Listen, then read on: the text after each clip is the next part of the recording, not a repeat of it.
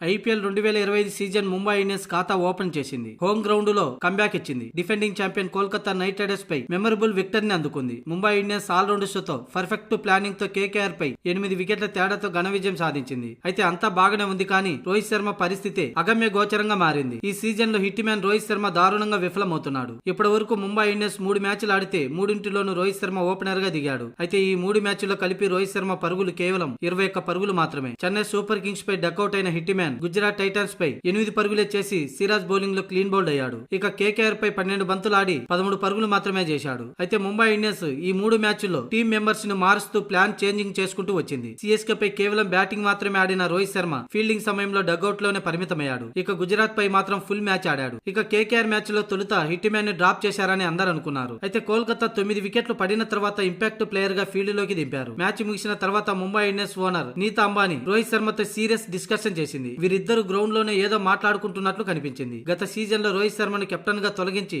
Mumbai Indians కీలక నిర్ణయం తీసుకుంది. మరి ఈ సీజన్ లో రోహిత్ శర్మ ఇలాగనే ఆడితే కొన్ని మ్యాచ్ల తర్వాత ముంబై ఇండియన్స్ ఎలాంటి నిర్ణయం తీసుకుంటుందోనని ముంబై ఫ్యాన్స్ భయపడుతున్నారు. ట్రోఫీని లక్ష్యంగా ఈసారి ముంబై ఇండియన్స్ ఐపీఎల్ అడుగు పెట్టింది. మెగా వేలంలో కూడా బలమైన ప్లేయర్లతో పాటు ఆల్ రౌండర్ బ్యాటర్లను కూడా కొనుగోలు చేసింది. జట్టు బలంగా ఉన్నప్పటికీ కొన్ని తప్పిదాలతో మొదటి 2 మ్యాచ్ల్లో ఓడిపోయింది. 3వ మ్యాచ్ లో కెప్టెన్ హార్దిక్ పాండ్యా బౌలర్లతో అద్భుతంగా వికెట్లు తీయించి మ్యాచ్ విజయంలో కీలకంగా మారాడు. పాయింట్ల పట్టికలో 6వ స్థానంలో ఉన్న ముంబై ఇక ఏప్రిల్ 4న లక్నో సూపర్ జైంట్స్ తో తలపడనుంది.